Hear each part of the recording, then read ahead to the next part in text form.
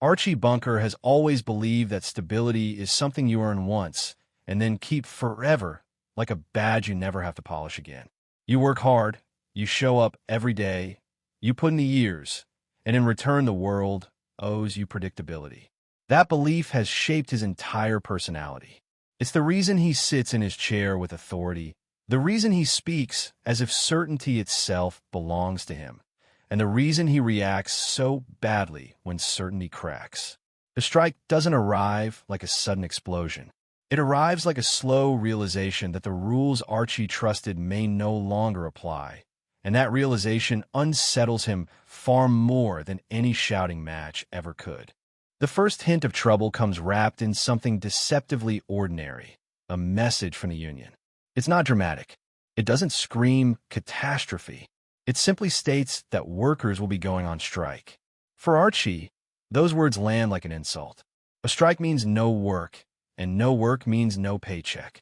But more than that, it means waiting. Archie hates waiting. Waiting means someone else has control. Waiting means the system is no longer responding to effort alone. He immediately reframes the situation in his mind, insisting that strikes are mostly theater, that they rarely last, that management will cave because it has to. This isn't analysis, it's emotional self-defense. Archie needs the strike to be temporary in order to protect his sense of himself as a man whose life follows a logical pattern. Around him, the rest of the household reacts in quieter, more practical ways.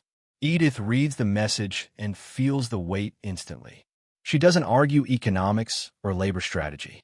She thinks about groceries, utilities, rent, and the invisible costs that don't stop just because work does. Gloria senses the danger not just to the family budget, but to the emotional climate of the house. She knows Archie's pride is brittle, and when brittle things are stressed, they shatter loudly. Mike, ever the outsider insider, understands a strike as a structural problem rather than a personal attack. He sees it as something that requires adaptation, not denial. Archie, however, is not built for adaptation. He's built for insistence. He insists the strike won't last. He insists the family shouldn't worry. He insists everything will work out because it always has before.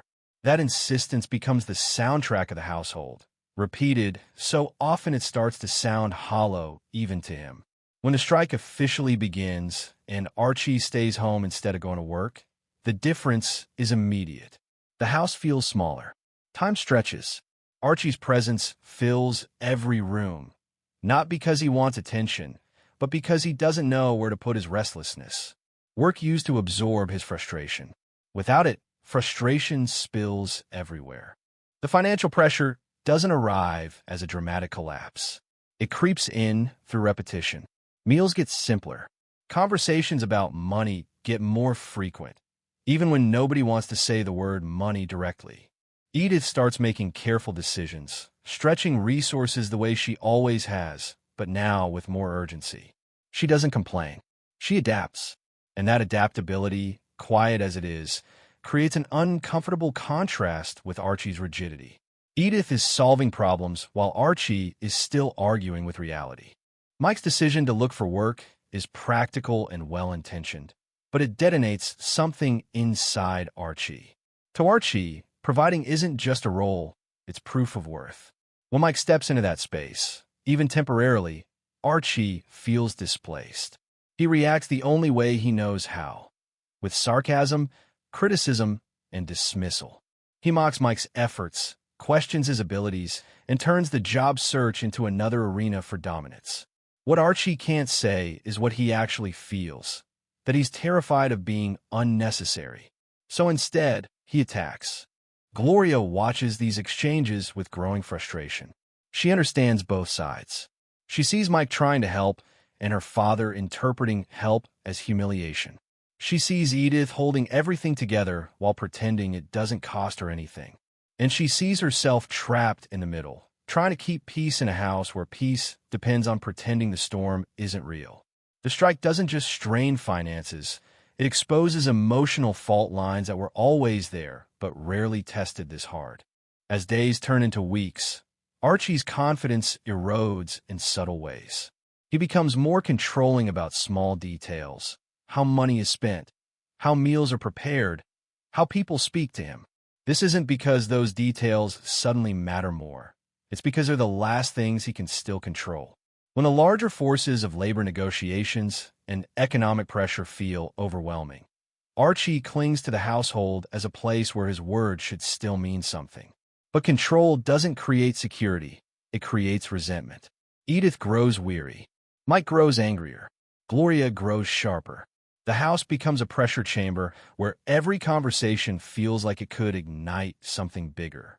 The strike also forces Edith into a kind of quiet awakening. She has always supported Archie, often at the cost of her own voice.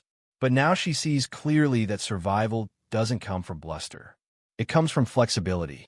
Edith begins to assert herself more, not aggressively, but confidently. She makes decisions. She takes initiative. She does what needs to be done without waiting for permission. Archie notices, and his reaction is complicated. On one hand, he needs her strength more than ever. On the other hand, that strength challenges his belief that he is the sole foundation of the household. The strike reveals a truth Archie doesn't want to face. The family has always survived because of Edith, not just because of him. On the picket line, Archie experiences a different kind of frustration. Among other workers, he's no longer unique. He's one voice in a crowd, one sign among many. The solidarity he theoretically supports feels uncomfortable in practice because it requires patience and restraint. Archie wants resolution now. He wants victory without vulnerability. But strikes don't work that way. They grind. They test endurance. They demand sacrifice without guarantees. Archie tells stories when he comes home, exaggerating conflicts and slights, trying to reclaim some sense of importance by framing himself as a central figure in the struggle. But underneath the stories is fatigue. The longer the strike lasts, the harder it becomes to maintain the illusion that everything is fine. Archie starts snapping at Edith over trivial things. He argues with Gloria over nothing. He treats Mike's presence like an intrusion rather than support. These behaviors aren't cruelty for cruelty's sake. They're symptoms of fear. Archie's worldview tells him that a man who works hard will be rewarded. The strike suggests otherwise, and that contradiction shakes him deeply. What makes this period so powerful isn't just the conflict, it's the realism. The bunker household doesn't collapse into chaos, but it doesn't find easy solutions either. There's no sudden windfall. There's no speech that magically restores Archie's confidence. There's only endurance. Edith keeps going. Gloria keeps negotiating. Mike keeps trying. And Archie, despite his resistance, is forced to confront the possibility that strength might look different than he thought. That strength might involve compromise. That dignity might survive even when certainty doesn't. By the end of this stretch, the strike has done its real work. It hasn't just paused a paycheck. It has stripped away assumptions. It has forced each character to confront who they are when the system stops cooperating. Archie is still Archie, loud, stubborn, proud. But there's a crack now, a visible reminder that the world doesn't always reward loyalty the way it used to. Edith is still gentle, but her gentleness now carries authority. Gloria is still caught in the middle, but she's clear-eyed about the cost of denial. Mike is still the outsider, but he's proven that responsibility doesn't always come with respect. And that's the lasting impact of the strike. It doesn't end with a clear victory or defeat. It ends with awareness. Awareness that security is fragile. Awareness that pride can both sustain and sabotage. Awareness that families survive not because one person holds everything together, but because everyone adapts when the ground shifts. The paycheck may stop, but life doesn't.